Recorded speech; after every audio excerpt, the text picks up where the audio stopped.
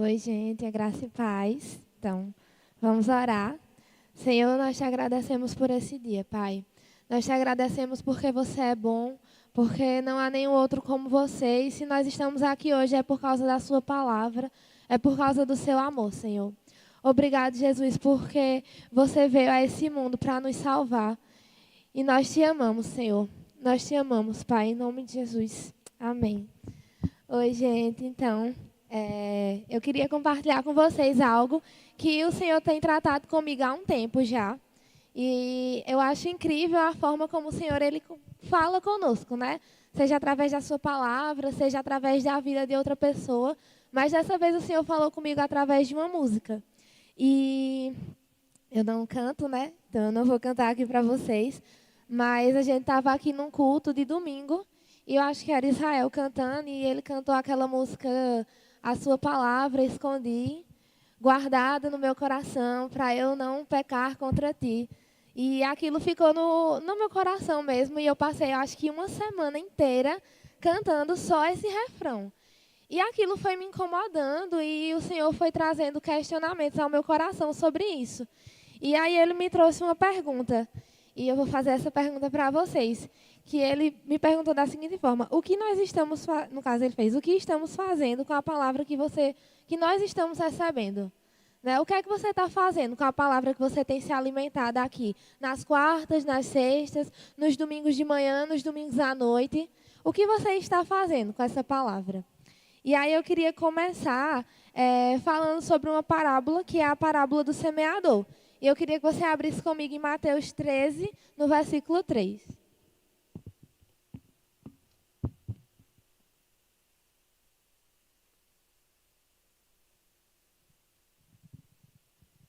Mateus 13, 3 diz assim: o semeador saiu a semear. Enquanto lançava a semente, parte dela caiu à beira do caminho, e as aves vieram e a comeram. Parte dela caiu em terreno pedregoso, onde não havia muita terra. E logo brotou, porque a terra não era profunda. Mas quando saiu o sol, as plantas se queimaram e secaram, porque não tinham raiz. Outra parte caiu no meio dos espinhos, que cresceram e sufocaram as plantas. Outra ainda caiu em boa terra, deu boa colheita a 100, 60 e a 30 por um.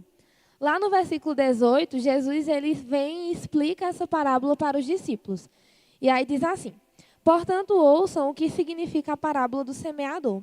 Quando alguém ouve a mensagem do reino e não a entende, o maligno vem e arranca o que foi semeado em seu coração. Esse é o caso da semente que caiu à beira do caminho.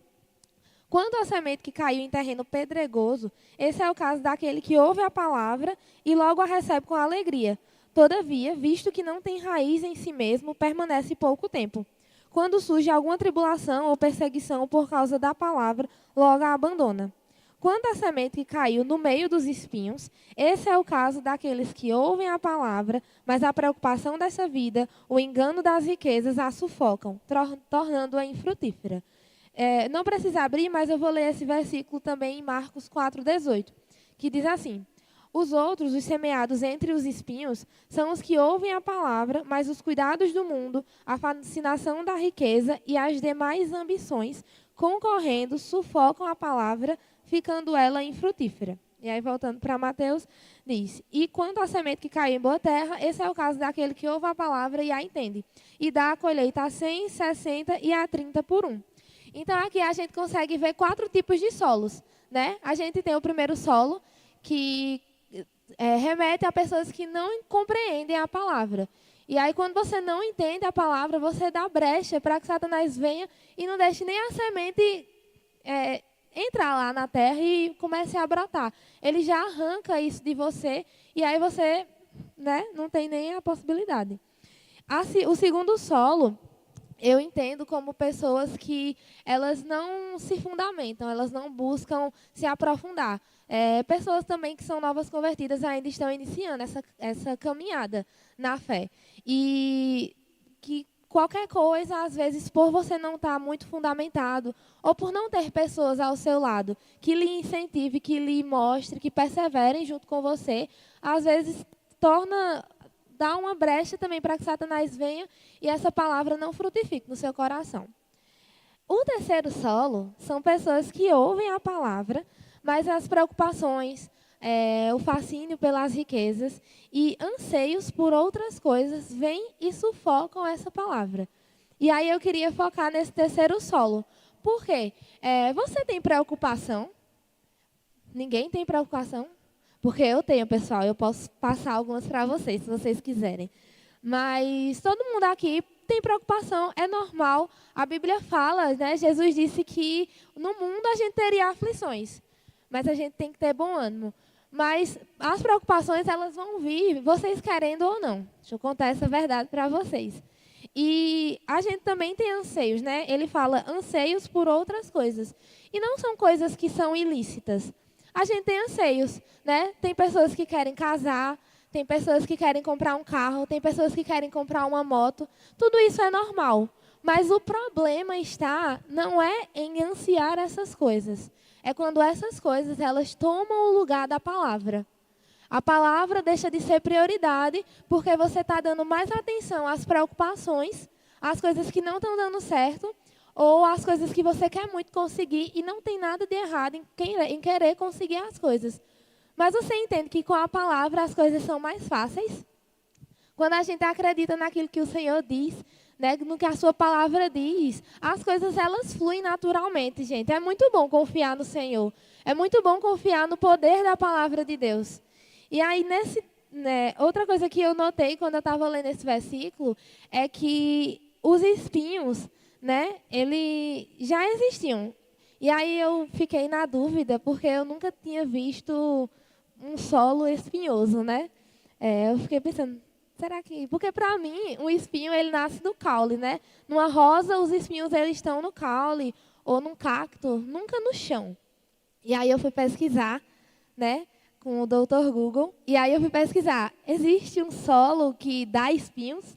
E, na verdade, o Google me respondeu assim, existe solo com espinhos?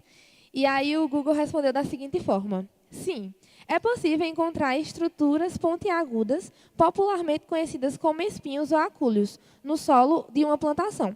Embora os espinhos geralmente se desenvolvam no caule ou folha, que é acima do solo, eles podem cair e se acumular na terra. Então, o que é que a gente entende nisso? Os espinhos não eram para estar na terra. Outra coisa que a gente observa também no versículo é que a terra não era uma terra infértil. A palavra, a semente, ela cresceu, mas o que sufocou ela foi a presença desses espinhos. E aí, o que é que eu, né, na minha cabeça veio? Se o espinho caiu, né, então esses espinhos podem ser retirados. Esses espinhos, eles não são permanentes.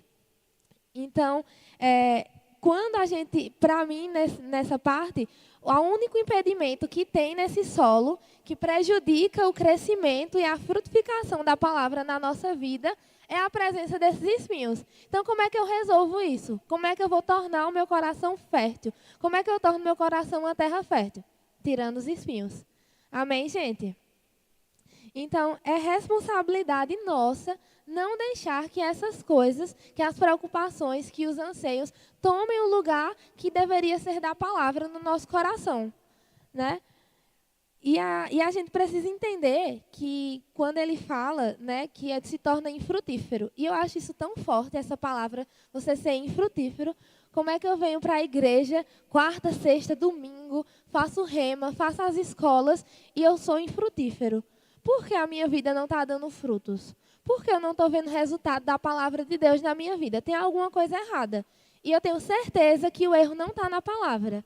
O erro está em alguma coisa em nós. Onde é que nós estamos colocando a palavra? Será que a palavra ela realmente está em primeiro lugar no nosso coração? Ou será que quando a gente chega uma conta de água na porta do seu apartamento, você fica pensando, meu Deus, já chegou essa conta de água. Como é que eu vou pagar? Eu não tenho R$ 1 no meu bolso. E aí você esquece que a Bíblia fala que Ele é a nossa provisão, Ele é o nosso Jeová Jireh. E sabe, querido, eu vi uma coisa essa semana na escola de ministro, o professor falou que o diabo, ele não está querendo tirar a nossa vida, ou não quer tirar a nossa saúde, ele não quer tirar o nosso dinheiro, ele não está preocupado se a gente tem dinheiro ou não, se a gente está bem ou se a gente está doente. O diabo ele não quer saber disso. O diabo ele quer tirar de nós a palavra de Deus. Porque ele sabe que a gente pode estar liso, sem R$ 1 no bolso, mas a gente declara a palavra e a gente crê que o Senhor ele é o dono de toda a provisão e a provisão vem.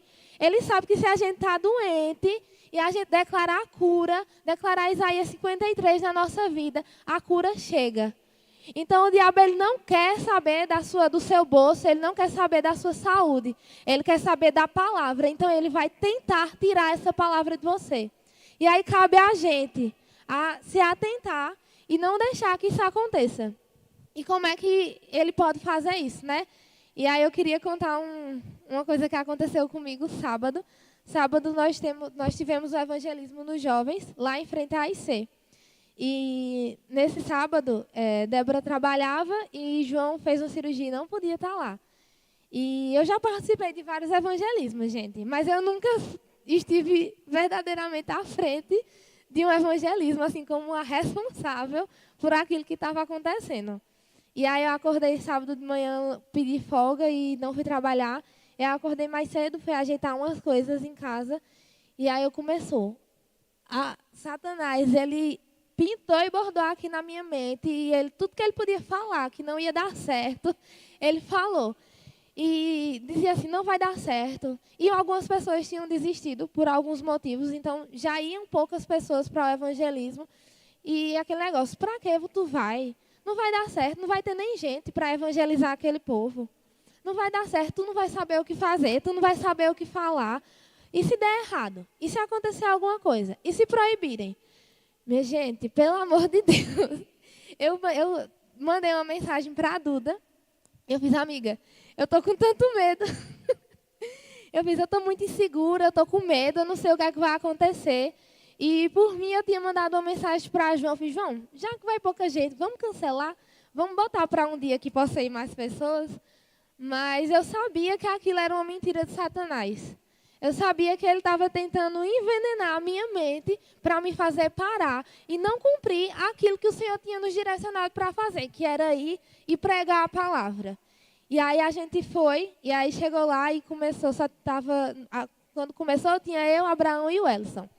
E a gente conversou ali no início e foi abordar o pessoal, né? E a gente começou, e Diego trabalha lá, e ele estava trabalhando, e aí eu avisei a ele que eu tinha chegado. Quando foi uns 20, 25 minutos depois que a gente tinha chegado, Diego saiu para falar com a gente, querido. E nesses 20 e 25 minutos, uma pessoa já tinha aceitado Jesus. Então, a palavra, ela funciona. E quando a gente dá atenção ao que o diabo fala, a palavra deixa de funcionar, não porque ela se torna inválida, mas porque nós não fazemos o nosso papel de falar sobre ela. Então, querida, eu queria mesmo colocar na sua cabeça, né, de você não pode deixar que as coisas desse mundo, não pode deixar que Satanás coloque coisas na sua mente para tirar a palavra de você. Amém? A palavra ela é poderosa, ela transforma vidas. A minha vida ela foi transformada pela palavra. E a sua também, amém? Então, mas aí a gente tem que pensar que a nossa vida não foi transformada para nós mesmos. Nossa vida foi transformada pela palavra para que a gente possa transformar a vida de outras pessoas através da palavra de Deus em nós. E aí eu queria que você abrisse comigo lá em Hebreus 4:12.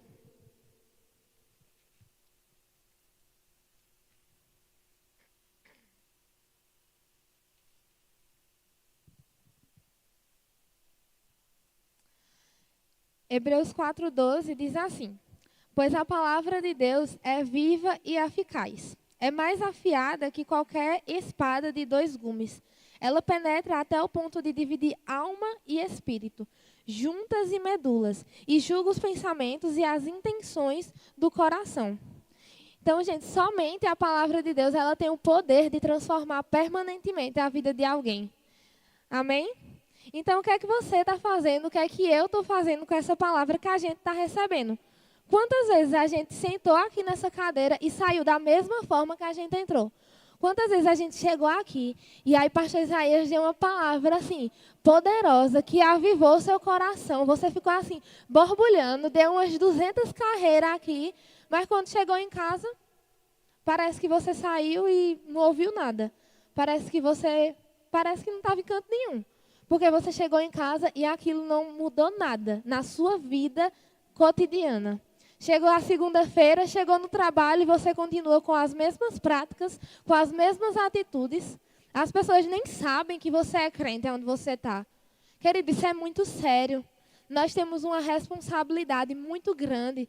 A gente não foi salvo só para a gente. A gente não foi salvo para estar aqui. Seria muito bom. Ai, seria perfeito se a gente tivesse sido salvo só para vir para a igreja, congregar com os irmãos, sair para comer depois do culto. Ia ser.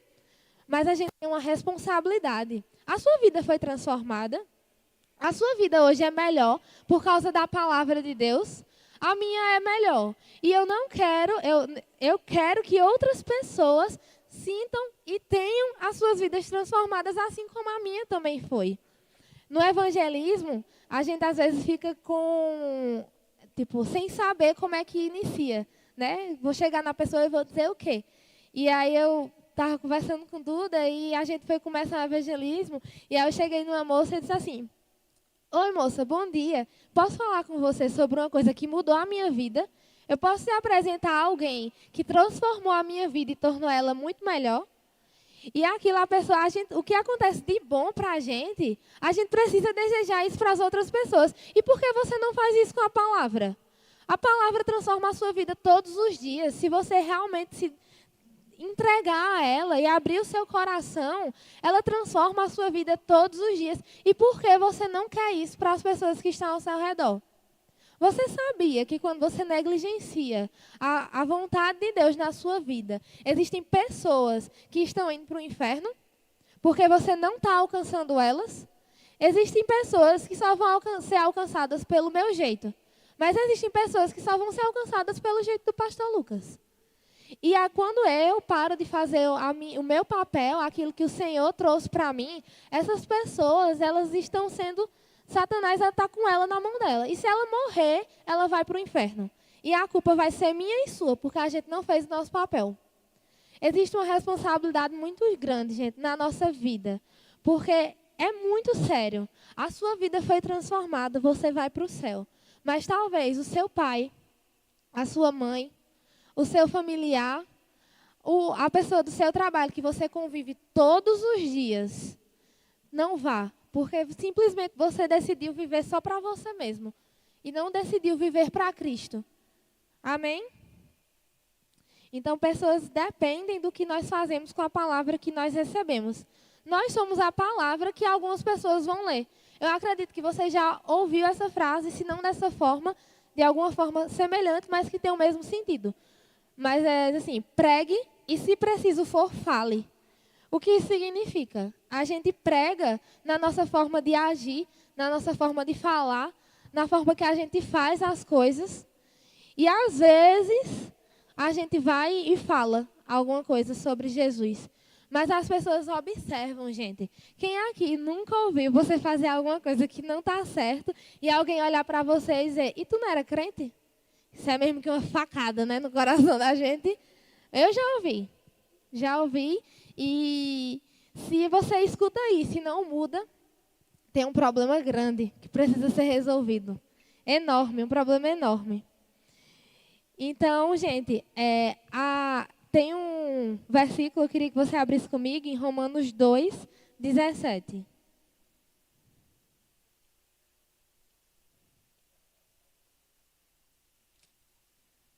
E aí, só explicando o contexto, Paulo ele escreve essa carta para os romanos, né? E aí, no capítulo 2, ele começa a falar sobre o povo de Israel, que provaram, conheceram ao Senhor, e quando ele veio, né? Quando Jesus veio, eles não aceitaram ele como Messias e começam a repreender o povo judeu pela hipocrisia que eles têm, de se apegar à lei e achar que porque eles eram apegados à lei, aquilo era a supremacia, e só eles eram os certos. E aí, Romanos 2,17, eu queria fazer uma mudança com vocês, Mas aonde tiver a palavra judeu, eu queria colocar a palavra igreja. E onde tiver a palavra lei, a gente coloca a palavra palavra. Então vamos ler comigo. Ora, você leva o nome de igreja, apoia-se na palavra e orgulha-se de Deus. Você conhece a vontade de Deus e aprova o que é superior porque é instruído pela palavra. Você está convencido de que é guia dos cegos, luz para os que estão em trevas, instrutor dos insensatos, mestre de crianças, porque tem na palavra a expressão do conhecimento e da verdade. E então, você que ensina os outros, não ensina a você mesmo?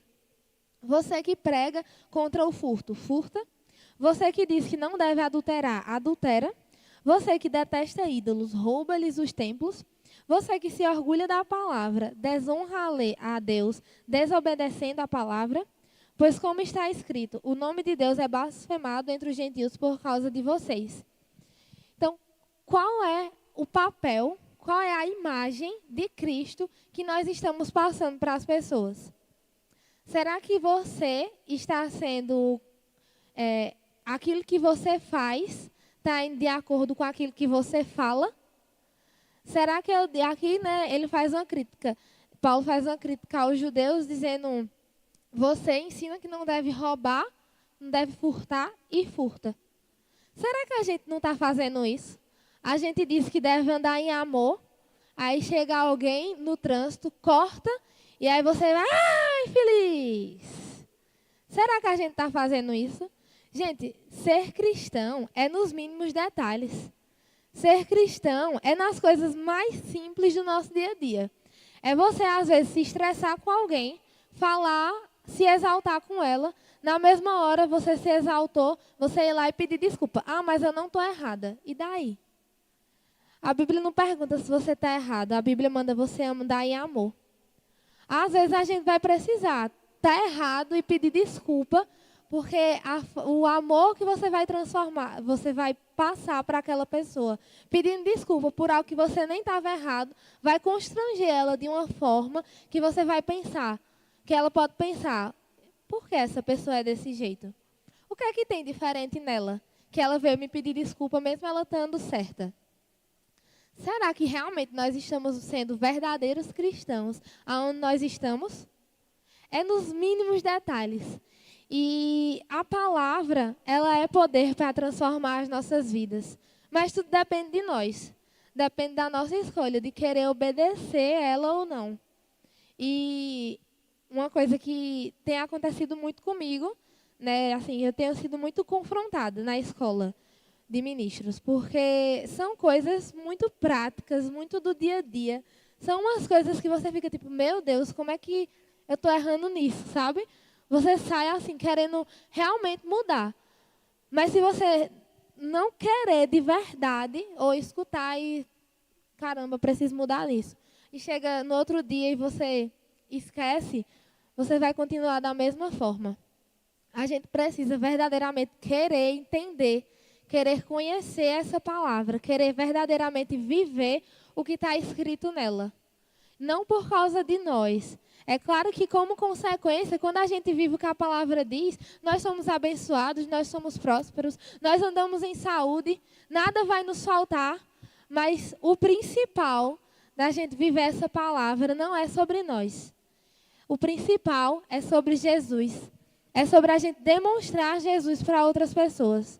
É sobre outras pessoas quererem viver essa palavra.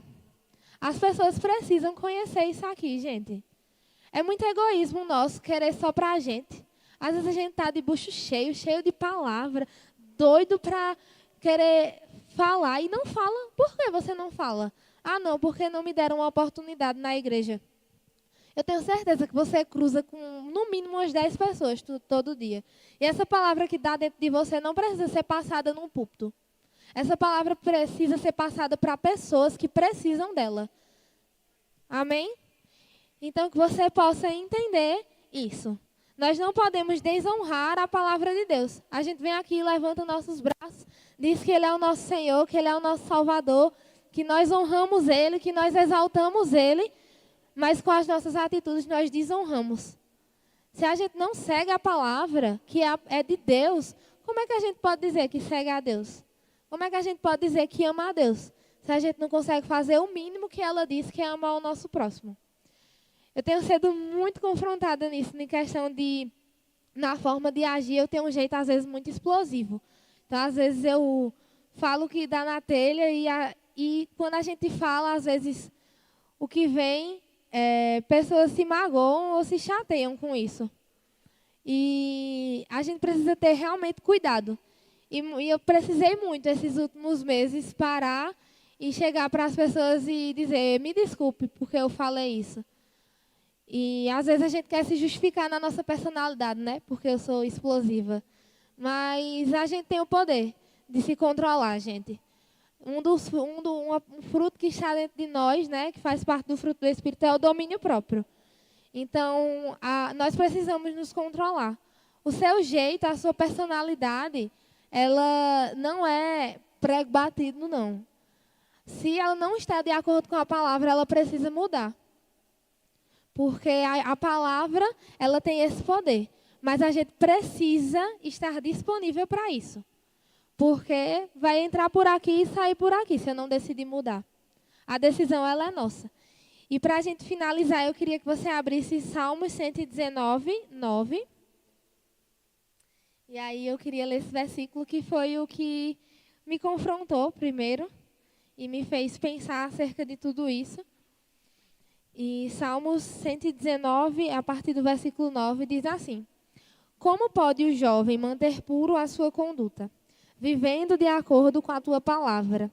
Eu te busco de todo o coração. Não permita que eu me desvie dos meus mandamentos. Guardei no coração a tua palavra, para não pecar contra ti. Então, precisa nem explicar esse versículo. Ele já é autoexplicativo. Como é que eu vou me manter puro? Como é que eu vou me manter íntegro? Como é que eu vou me manter aceitável perante a Deus?